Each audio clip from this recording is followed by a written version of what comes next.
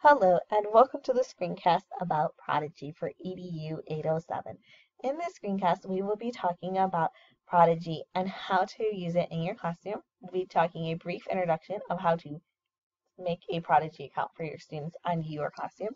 And we'll also be talking about some fun, exciting features that set Prodigy apart from other different math games that you may have used in your classroom. I'll also show you how you can play Prodigy along with your students at the same time.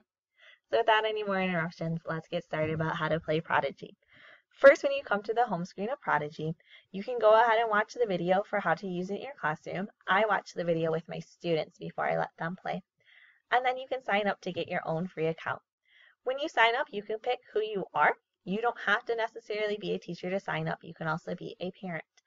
When you sign up for a free account, you can go ahead and create an account, and then you'll be able to make your roster. You can either add your students, or as it says students here, they can click, and then they can go ahead and type in the code that you give your students. My students love to have the code because sometimes as I look on my account and my roster for Prodigy, I have 40 students signed up on my roster. But in my classroom, I only have 27 students who attend. That's because at home, my students sign up their cousins and their brothers and their moms and their dads, and they all play Prodigy for fun, which is exactly music to a teacher's ears. That's exactly what we want to hear. So let's see what this crazy world looks like. If you ever want to play along with your students, you can go ahead and simply hit Play Prodigy. When you hit Play Prodigy, you can go ahead and make your own little avatar or your own little character. When you do, you can design them from everything from head to toe, and you also get a fake Prodigy username, which is great. You don't have to worry about your students interacting with people from other schools or other countries or other states because Prodigy doesn't allow students to type text messages back and forth. It allows them to send little pictures that Prodigy approves, like thumbs up and down and hearts, but nothing to where they can give away personal information. When you sign on to Prodigy, you can go ahead and pick whatever world that you're interested in. I love dinosaurs, so I'm going to go ahead and click into this world. Here's my little avatar that I created. When you're here, you can go ahead, when you first sign on, you can go ahead and meet this squirrel. I am a level 6 player, so I have been on here and you will not see the squirrel because he has already helped me figure out how to move around my world here. But when you meet the squirrel, he sends you right into a battle with a little Pokemon creature. If this girl would move out of the way, you can see that there's an owl here that you could battle. And it teaches you how to move around and how to function in the world of Prodigy.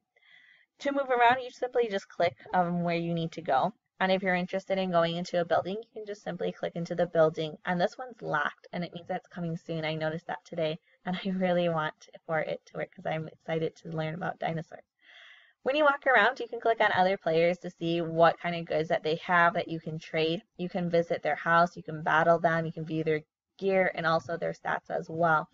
This is also what my students love to do. My students love to go ahead and click on each other. They'll meet each other in a certain place. And they love to look at each other's houses. They love to view each other's pets. As you can see, these two people here have their pets walking around with them. My students love to do that because when they have their pets walking around, it fulfills a Maslow hierarchy of need for them. They feel like it's their real pet, and they design their houses for them, and they take care of them, and everything that you should do if you're a good pet owner. So my students are really engaged with this game. They love to go home with each other, and they love to give out their phone numbers and talk, and then they go on here and they have battles, and they team up together to take over the leaderboard, which is what I'll show you in a few minutes. And they tell each other how to beat secret missions and passwords and just like everything like a regular video game. But they don't realize that they're doing math that helps me understand where they are in our current curriculum. So when they come on, how do I find out what their current curriculum is? First, with the squirrel, he sends you into battle immediately. And when you're in battle, the characters are determining baseline where you are with your math skills. They're adapting for what type of math lessons you're going to need throughout the game. So I battled today this owl. I don't know if he'll battle with me today. Let's see if he will. Okay, he's going to battle with me. So we're going to go ahead and battle here. And the battling is for me to get reports and results from my students about where they are. It gives me results and information about where they are in our current curriculum. So my students can attack, and they can use whatever spell that they wish to attack. And when you click on the spell, this is actually where the students have to go ahead and tell me the answer to the math problem. They can use markers or crayons to go ahead and help draw. When you're on the baseline assessment, the very first one, they give you options for YouTube videos that show you how to do it as well. They have options of manipulatives, very fancy ones, all different colors, fraction bar, base blocks, money to help them as well. It also gives them little tips that tell them how that they can round. Here is the 2.3 on the number line, which tenth is closer. So it tells you, here's 2.4 if you round up, and if you round down, it's 2.3. So what's it closer to? The students, some of their questions, they have to type them in, so they can go to 0.3, and then they cast the spell. If it's correct, there comes the little prodigy guy. He's so excited and happy. You'll cast the spell, and as you can see, the spells just glitter. Normally when the little guy that you're battling against go ahead and tries to cast a spell on you, it normally misses if you get the answer wrong. If you get the answer wrong, you can click next here. I'm not going to catch him. I don't want owls. I'm trying to catch dogs for all of my animals. But when you go ahead, and I'm just going to go ahead and guess this one wrong. So say I think the answer is 4. You click 4 and you cast the spell. Oh, it didn't work. Oops. So you can go ahead and try again, get another hint to where it tells you what to do. And then you can go on ahead to the next battle. As I said, you can capture them and then you can move on and about your day and whatever you're trying to do. I like to go on this because I can watch my students and see what they're up to and see how they're playing and what they're using in their game. Speaking of the curriculum, when you first sign up, you get a teacher excuse me, you get a teacher dashboard. And on your dashboard, it has many features that you can put. There's the planner, which I'm going to get more into depth with the planner because this is a really unique feature. There's the questions that show me what my students are doing engagement at home and in the classroom. And I'm very excited because I just noticed a few minutes ago somebody actually is on because they're at 65 questions and now they're at 76. That's good. Promotions for how to earn free memberships. This is their leaderboard. My students like to gang up on each other and they try to take down the king or prince, we call them in our classroom.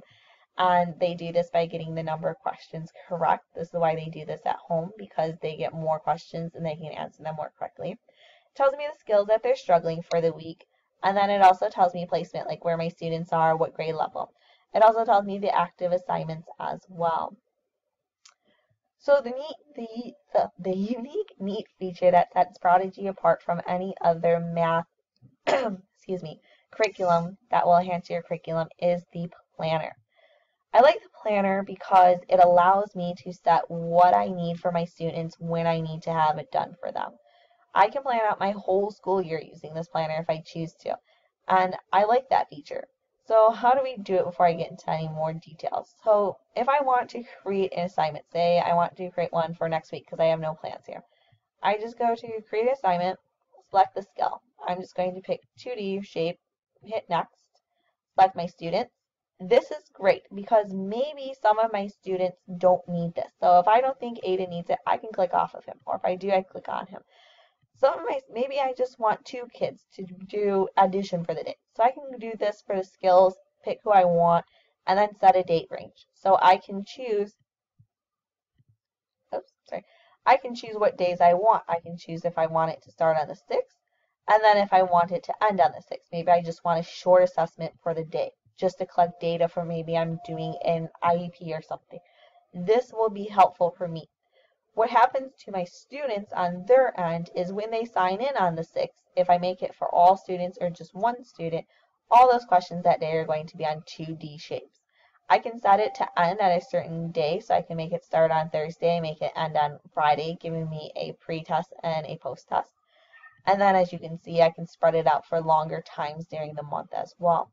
I like this feature because I can plan out my whole school year. I also like it because, as we know, not all same students learn at the same rate. Some students might be on addition while other students are on fractions. This way they can play on Prodigy at their own level, and I like that students will feel successful being at their own level, that they won't have a math question like I did finding tenths when they may not know where the tenths are. Prodigy is always adapting to them. As I said, I play it, and that's probably why I'm getting questions about tenths and hundredths, because I know how to add, I know how to multiply. Whereas my students, this is new information for them. and they're not getting questions like that. Some of them are at their, whatever you want to call their avatar character, at level 100, but yet they're getting questions like, what's 2 plus 3? So you can be at high level. Your high level doesn't depend on the number of questions, right? It depends on your battles, and it depends on things that you do, like your trading and your house building and things like that as well. One thing that I would like to add to, let me see if you got any. Ooh, lucky, we went up to 80 questions. I like that too. One thing I would like to add, or I guess you could say maybe eliminate, is maybe the struggling skills. This is important, but I like how some of the math games that I've used in the past, like Front Row, offers the individual homework. When I go to assignments, I don't have the ability to print assignments just for child A and B.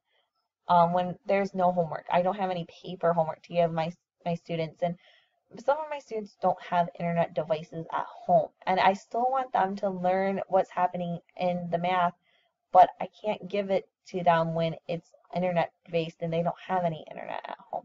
So I wish that they had some features like that way my students can extend it at home and still feel successful, but I think they don't do that because they have no way of tracking it on paper. I would have to enter it manually, and I'm not sure how that would work. That's the only negative side that I see in Prodigy. I mean, Prodigy is pretty perfect, and as I said, as a teacher, I love to come and look at this, and I like to see, I know somebody's on because this has changed since when I first talked to you. And I like seeing, when are they using it, how are they using it, and how often, does it work on weekends, does it not work on weekends? Because we always want our students engaged with the curriculum. So you can see my students used it on Saturday night and on Sunday. So that's something that shows me that they're practicing their math facts at home. This is a really good tool to use in your classroom because as we think of framework like the Triple E framework, we think of framework like TPAC, and we think of things like the SMAR model. We want to engage our students with technology that's just not a tool, but technology that's there to help engage, enhance, and support our students in their learning.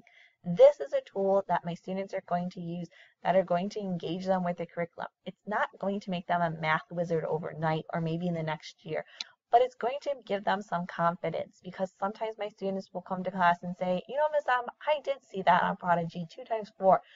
Doesn't mean they know what 2 times 4 is, but they have a building block in their head for me to build upon. And to me as a teacher, integrating that building block, integrating that technology, like in TPAC, is a successful way for my students to learn and be engaged with the curriculum.